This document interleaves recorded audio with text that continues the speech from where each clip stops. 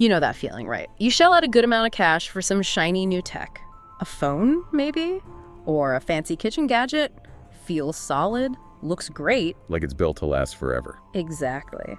And then, almost like clockwork, maybe just after that 2-year contract is up or the warranty expires, things start to go wrong. The battery life just tanks. Suddenly it won't even make it to lunchtime. Or the apps start freezing, the camera glitches out, and that big system update, the one that promised all these amazing new features. Yeah, that one suddenly makes your super fast device grind to a halt like it's wading through treacle. It's maddening. It really is. And it plants this little seed of doubt, this suspicion. A really chilling suspicion. Yeah. That maybe, just maybe, your gadget didn't just fail. Maybe it was. Well, maybe it was designed to fail. Like there's a hidden timer built right in. And that horrible gut feeling, it leads straight to the core claim we're digging into today, the big one. Which is? That these huge multinational companies, they're deliberately engineering the stuff you buy. Phones, laptops, washing machines, even light bulbs. Designing them to slow down, break, or just become useless after a set amount of time. Deliberately short amount of time. Right. All to basically force you to go out and buy the new model. It's got a name. Planned Obsolescence. P.O. And here's the kicker, the really important part for you listening. This isn't some newfangled internet conspiracy theory. Not at all. No. This strategy, it's cynical, yeah, but it's not hidden. It's actually almost 100 years old. Right. We can pinpoint its origin to a very specific meeting back in 1924. They literally wrote down the rules for making things fail. Wow. Okay. So welcome everyone to Conspiracy Deconstructed. Today we're taking this, frankly, pretty bleak business tactic, planned obsolescence, and we're going to unpack it. Its surprising history, the modern evidence people point to, and the big fight, the legal and ethical battles happening right now. Okay, let's rewind then. Let's go back to where this all began. The birthplace of planned obsolescence. We're talking Geneva, Switzerland. December 23rd, 1924. And forget smartphones for a minute. We're talking about something much simpler, but just as revolutionary back then. Oh. The incandescent light bulb. Right. What was happening at that time? Well, you got to picture it. Electricity was spreading like wildfire across the U.S., Europe. Lighting was a massive booming market. And in Geneva, you had the top dogs, the absolute titans of the light bulb world gathered together. Like who? Oh, you had General Electric from the U.S., Osram from Germany, Philips from the Netherlands, Compagnie des Lampes from France. Basically, all the major players. Together, they controlled something like, well, almost the entire global market. Yeah. Maybe 98%. Huge success. But success brought a problem. A major problem, yeah. Kind of a paradox, really. The technology. It was getting too good. These early bulbs, they were lasting a really long time, like 1,500, sometimes even 2,500 hours. Which sounds great for the consumer. Great for the consumer, terrible for repeat business. If bulbs last longer, people buy fewer replacements. Sales started to flatten out, even drop. Profits were shrinking. Okay, I see where this is going. Exactly. And the guy who really put his finger on it was Wilhelm Meinhardt. He was the head of Osram, the German company, and he'd called this meeting. He showed them the numbers. Osram's sales in Germany had plummeted, like over 50% just before 1924. Because the bulbs were too good? Pretty much. If your customers only need a new bulb every few years, well, that's not a great business model if you want constant growth. So Meinhardt proposed a solution, a drastic one, deliberately shortened the product's life. Wow. Just make them worse on purpose. That was the idea. So they formed this organization, and they gave it this really impressive sort of official-sounding name. What was it? Something like the Convention for the Development and Progress of the International Incandescent Lamp Industry. Yeah. Sounds very noble, right? Very cooperative, very progressive. Total corporate speak. Huh. History remembers it by its, let's say, more accurate nickname, the Phoebus Cartel, named after Phoebus Apollo, the Greek god of light. Kind of ironic. So Phoebus Cartel, what were their real goals behind the fancy name? 3 main things, all about boosting profits. 1, carve up the global market between them, set territories. 2, fix prices high, stop competing with each other. And 3, this is a crucial one for us, formally agree, to limit the lifespan of all their standard light bulbs. To what? How long? A maximum of 1,000 hours. 1,000. Down from 1,500 or 2,500? Exactly. A huge cut.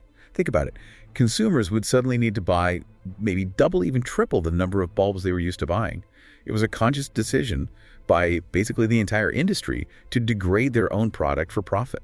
That's pretty blatant. How did they make sure everyone stuck to it? Oh, they were serious. They set up a whole system.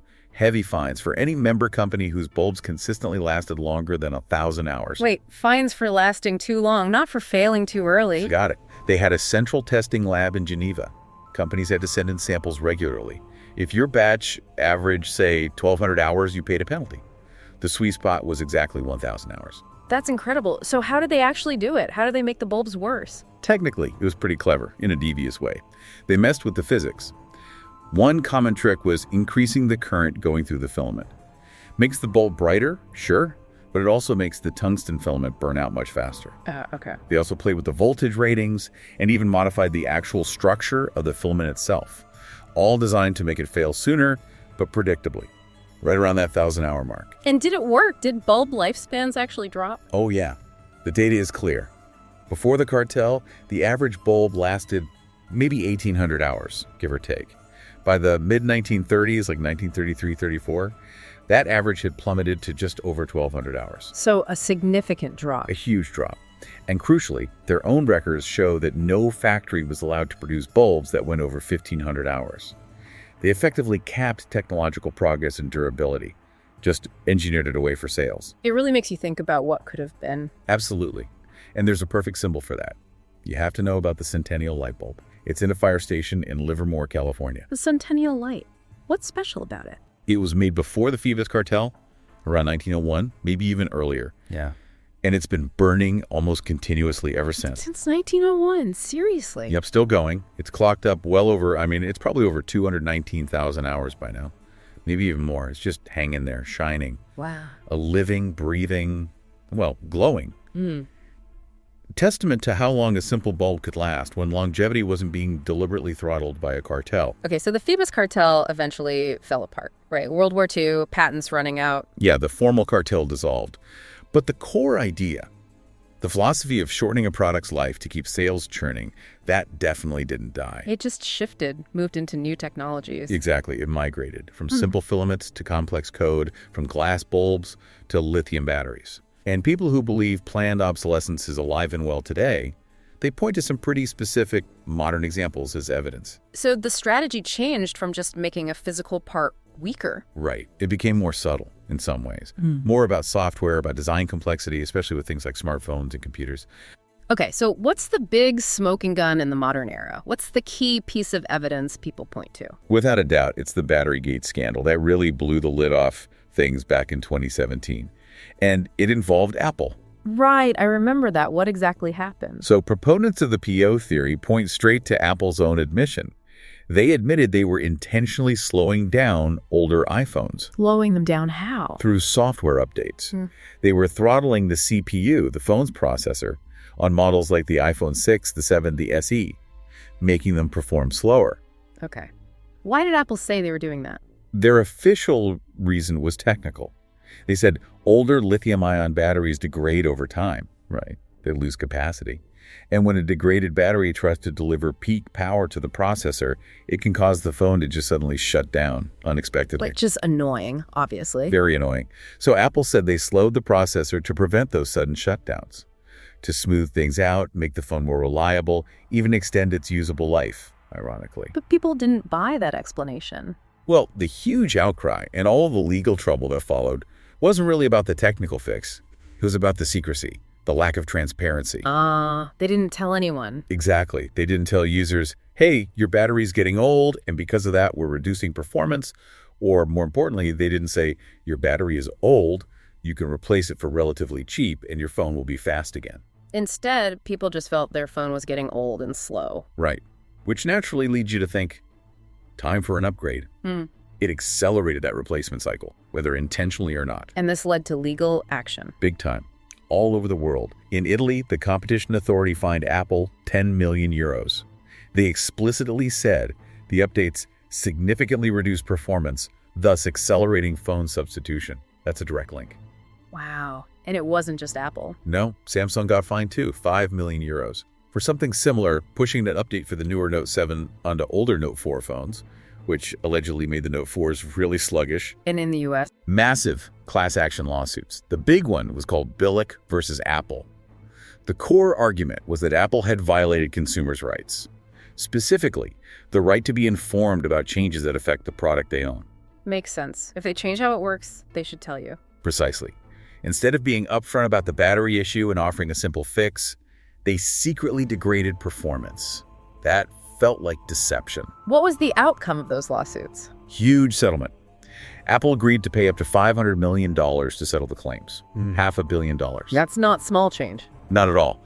And it was directly tied to that lack of transparency, that violation of trust. For proponents of modern PO, Batterygate is like Exhibit A software being used to effectively obsolete older hardware. Okay, so software throttling is one piece of evidence. What else do believers point to? What about the physical device itself? Right, so they're not slowing it down with code. The argument goes, they're trapping you with the hardware design, making things guaranteed to fail eventually, and then making them impossible or incredibly difficult to fix yourself. How so? Give me an example. This is more like the classic built-in obsolescence. Think about things like batteries. In many modern devices, smartphones, AirPods, laptops, the battery is glued tightly inside the casing. Yeah, you can't just pop it out like you used to. Exactly. Or other key parts, like memory chips or the storage drive, might be soldered directly onto the main circuit board. Now, engineers will say this saves space, allows for those super thin designs, makes things water resistant. But the consequences? The consequences is that when the battery inevitably degrades, and all lithium batteries degrade over time, you can't easily replace it. The lifespan of the entire expensive device becomes tied to the lifespan of its cheapest, most consumable components. So you have to replace the whole thing, not just the battery. Or pay for a very expensive official repair. And sometimes they even make that difficult. Think about proprietary screws. Oh yeah, those weird star-shaped ones, or ones with 3 slots. Pentalobe screws, tri-wing screws, stuff you don't have a screwdriver for in your normal toolkit. Using those makes a simple job like swapping a battery or screen incredibly hard for the average person. It feels like a deliberate barrier. Designed to push you towards their own expensive repair services or just buying new. That's the argument. It creates a physical hurdle. And sometimes it's not just about repairability, it's about designing a specific weak point into the product itself. Like the Phoebus filament, but for modern tech. Kind of. A really striking example is the modern LED light bulb. The actual LED part, the diode that makes the light. That technology is incredible. It just lasts for decades, maybe 50,000 hours, even 100,000 hours. Almost forever, practically. But they don't last that long, do they? I've had LEDs burn out way faster than that. Right. Because the weak link isn't the LED itself. It's usually the driver circuit. The driver? What's that? It's the little electronic brain inside the bulb base.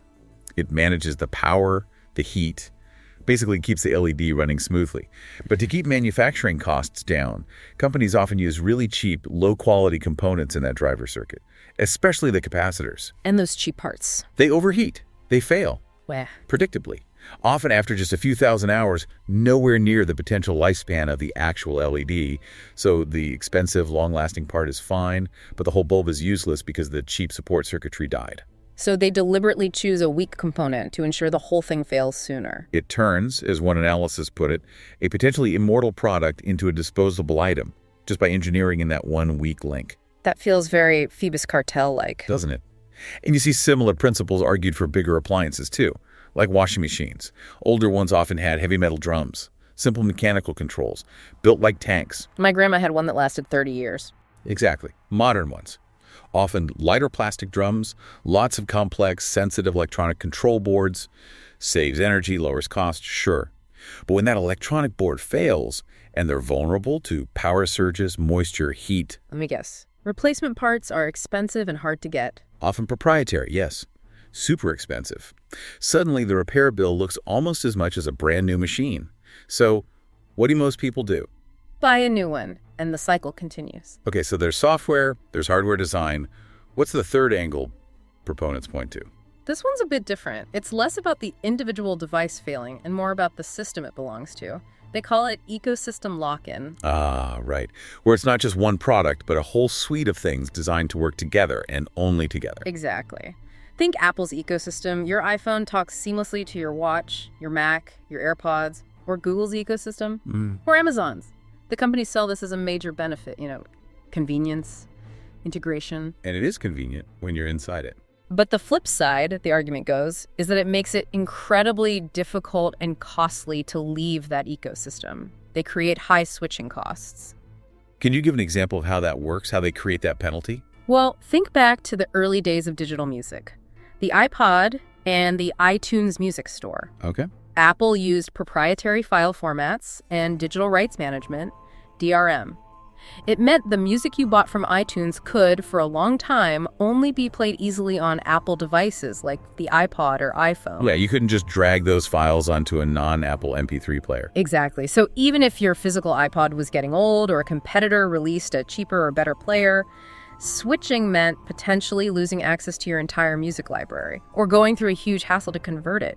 Your content was held hostage by the ecosystem. That's a powerful lock-in. It's not just the cost of the new device, it's the cost of losing everything connected to it. Precisely. So maybe your 5-year-old phone is slowing down. You look at switching brands, maybe to Android.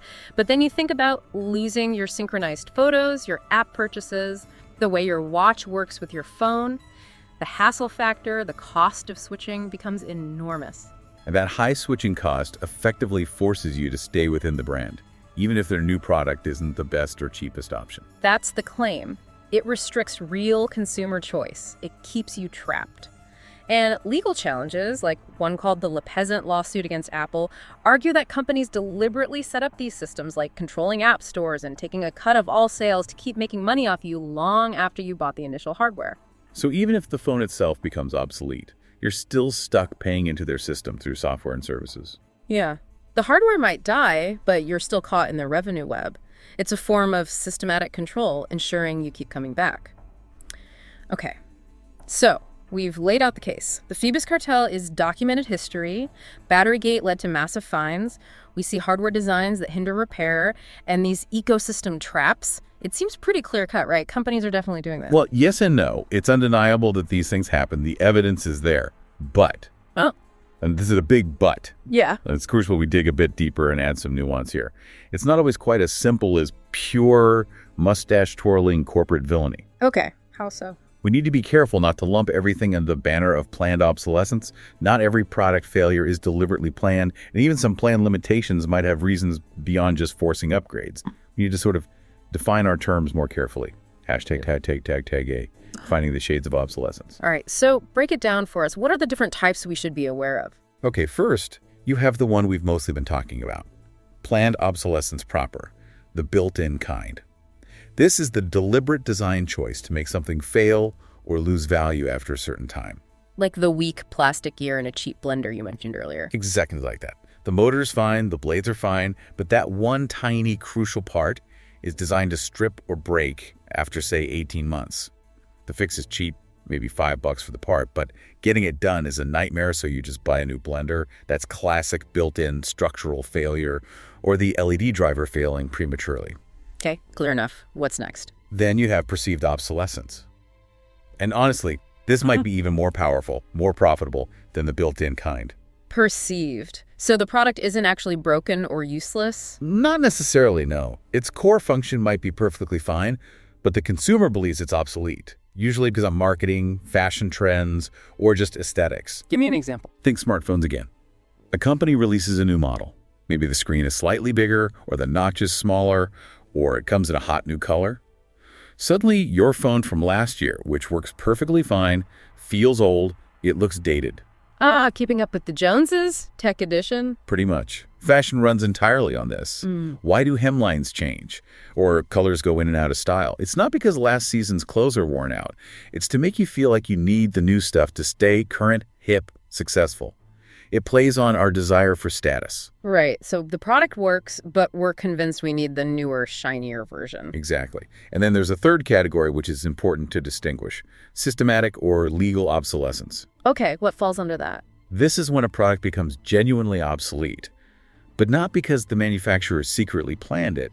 It's because external rules or standards change. Like what? Think about cars. An older car might run perfectly well, but maybe new environmental regulations require emissions technology it doesn't have, or new safety standards mandate features like stability control that it lacks. It becomes illegal or impractical to use through no fault of the manufacturer's original design intent. Or like when mobile networks upgrade, like the shift from 3G to 4G and now 5G. Perfect example. An older phone might be physically fine, but if it doesn't have the right modem to connect to the current network, it becomes useless for making calls or using data. The infrastructure moved on, making the device obsolete. That's not the phone maker plotting against you. It's just technological progress or regulatory change. #pray, the engineering reality and trade-offs. Okay, so distinguishing those types is important. Now, what about the pushback from the companies themselves or from engineers? They don't just admit to deliberately making things fail, right? No, absolutely not. And there's a genuine engineering perspective here that argues against the simple planned obsolescence narrative. They talk about trade-offs, about designing to meet specific requirements, not necessarily designing to fail. What's the core argument? It's often called the minimum spec argument. Basically, engineers are given a task. Design a product that does X, fits within size Y, and costs Z dollars to make. Designing something to last forever is usually not part of that spec because it's incredibly expensive and often wasteful. Wasteful how? Let's use that bridge analogy again. You design a bridge to safely handle expected traffic loads for, say, 50 years. Could you design it to last 500 years? Sure. But it would need vastly more materials, cost way more. And for what? What if the city's needs change in 75 years and the bridge needs to be replaced anyway? All that extra investment was pointless. Over-engineering is inefficient. Just applying that to a phone. A typical phone might be designed with the expectation that most users will replace it after 2 or 3 years, often tied to carrier contracts. Designing it to reliably last 5 or 7 years, that might mean a much thicker body for a bigger battery, more robust materials, maybe sacrificing water resistance or sleekness. Things consumers might not want or be willing to pay extra for. Exactly. If they offer 2 phones, a slim standard one for $800 that lasts 2 years, and a rugged thicker one for $1,200 that lasts 5 years, which one do you think most people would buy? Probably the cheaper, slimmer one, even knowing it won't last as long. That's the market reality manufacturers face. Consumers often prioritize price and aesthetics over extreme longevity. So is designing for a 2-year lifespan planned obsolescence, or is it just meeting market demand at an acceptable price point? It's a gray area. Okay, that makes sense. What about the software side, like the slowdowns? That ties into another dilemma, software demand versus hardware age. Software gets more complex, more demanding all the time. New features, better graphics, more background processes. It all needs more computing power. And older hardware just can't keep up, like Moore's Law in action. Pretty much. A chip that was top of the line 2 years ago is significantly slower than today's chips. So the manufacturer has a tough choice with software updates for older devices. What's the choice? Option 1, give the old device all the fancy new features from the latest software. But because the hardware is slower, the phone will feel sluggish, maybe even unstable. Then they get accused of sabotage Batterygate style. Okay. Option 2, carefully pick only the features the old hardware can handle smoothly. Maybe give it security updates, but not the flashy new interface or camera modes. Then they get accused of deliberately holding back features to force an upgrade. Damned if they do, damned if they don't. It's a genuine bind, driven by the relentless pace of technological improvement. Sometimes, what looks like planned obsolescence might just be the unavoidable friction between aging hardware and demanding new software. So given all this complexity, some deliberate failure, some perceived, some just trade-offs, how are consumers and regulators pushing back? The main battleground right now is the right to repair movement. It's gained a lot of steam globally. Right to repair. What exactly are they asking for? It's pretty straightforward, really. They want consumers and independent repair shops to have the same access to the things needed for repairs as the manufacturer's own authorized technicians. Like what kind of things? Access to repair manuals, wiring diagrams, schematics, the ability to buy genuine replacement parts, batteries, screens, ports, at reasonable prices, not just proprietary marked up ones, access to the diagnostic tools needed to figure out what's wrong. And the ability to bypass software locks that prevent using third-party parts. That's a big one too, yes. Yeah. And being able to install custom software, maybe a lighter OS on an older device to keep it functional longer. Basically giving owners real control over the things they've bought. Is this movement having any success? Are laws changing? Definitely. There's real legislative momentum. The EU has been particularly active, pushing manufacturers on repairability and battery replaceability. Several U.S. states, like California and New York, have passed right to repair laws. You mentioned France's repairability index earlier. How does that work? Yeah, it's fascinating. Since 2021, certain electronics sold in France have to display a score from 1 to 10, indicating how easy they are to repair. It's based on things like how easy it is to take apart, availability of parts and manuals, etc. So you see the score right there when you're shopping. Exactly. The idea is to influence your buying decision. If you see 2 similar phones, but one scores an 8 for repairability and the other a 4, maybe you'll choose the more repairable one. It puts market pressure on manufacturers to design things better. How are the big tech companies reacting to all this? Are they cooperating? It's a mixed bag, let's say. You see some signs of cooperation, maybe spurred by legal pressure. Google and Samsung, for instance, partnered with iFixit, a big repair advocacy site, to make official parts and guides available for some of the phones. That sounds positive. And Nokia actually launched a phone, the G22, explicitly designed for easy repair. They claimed you could swap the battery in about 5 minutes with basic tools. So some are embracing it, or at least testing the waters. But not everyone. Not really. Apple's response has been met with a lot more skepticism. They launched a self-service repair program, technically complying with some demands, but the execution. What was the issue? You mentioned that massive toolkit earlier. Right. That story went viral. A user ordered the kit to replace an iPhone battery, a tiny 1.1-ounce part. Apple shipped them 2 huge cases, weighing a combined 79 pounds, filled with specialized tools. 79 pounds to change a phone battery. Yep. You had to rent this massive kit, use it, then ship it back.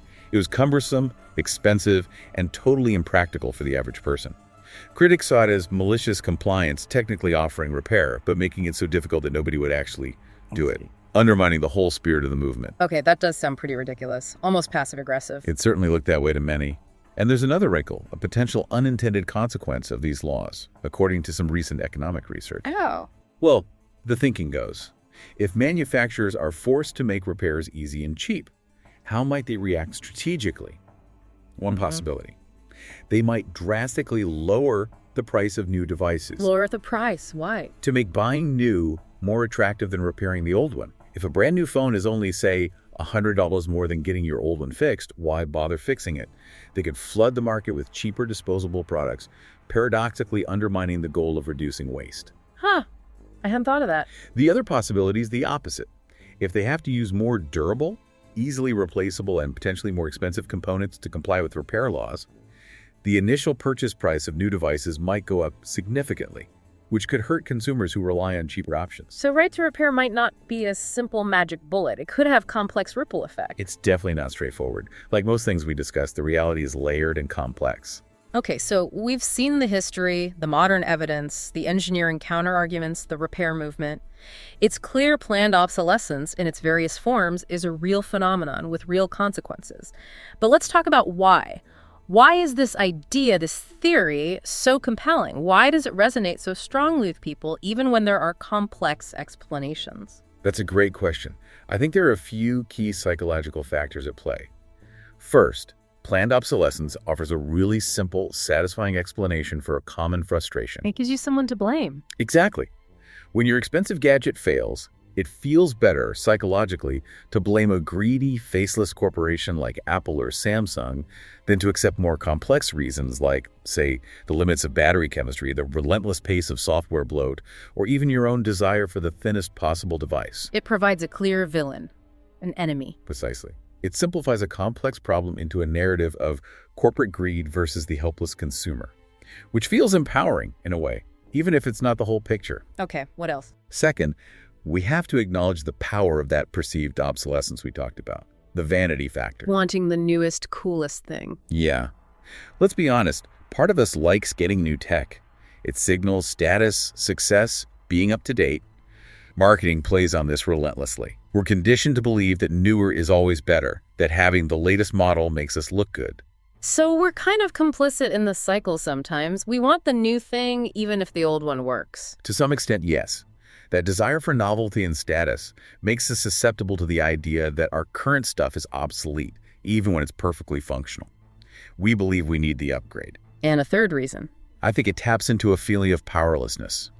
When your device slows down or breaks and you find you can't easily fix it, or you feel locked into one company's expensive ecosystem, you feel trapped, controlled. Like you don't really own the thing you paid for.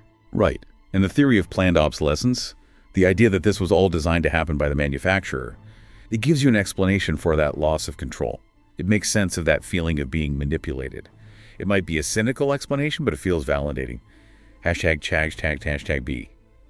The real-world consequence. Whatever the precise mix of reasons, Deliberate design, market pressures, consumer desire, this constant cycle of manufacturing, consuming, and discarding electronics has a massive, undeniable impact, doesn't it? Absolutely devastating. We have to talk about the environmental cost, the e-waste crisis. The numbers are pretty staggering, right? Mind-boggling. Think about smartphones. There are over 6 billion active smartphone subscriptions globally right now. 6 billion. Wow. And because the average user replaces their phone every, 2 to 3 years, the sheer volume of discarded devices is astronomical. One estimate suggested that over 5 billion phones likely became e-waste in 2022 alone. 5 billion in 1 year. Just phones. If you look at all electronic waste, TVs, computers, appliances, everything, the total hit something like 62 million tons in 2022. That's up over 80% since just 2010. That's a mountain of electronic junk. A toxic mountain.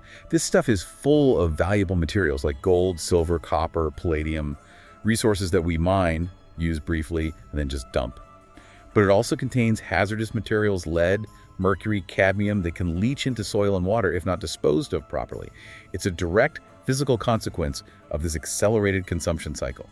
#tag#C.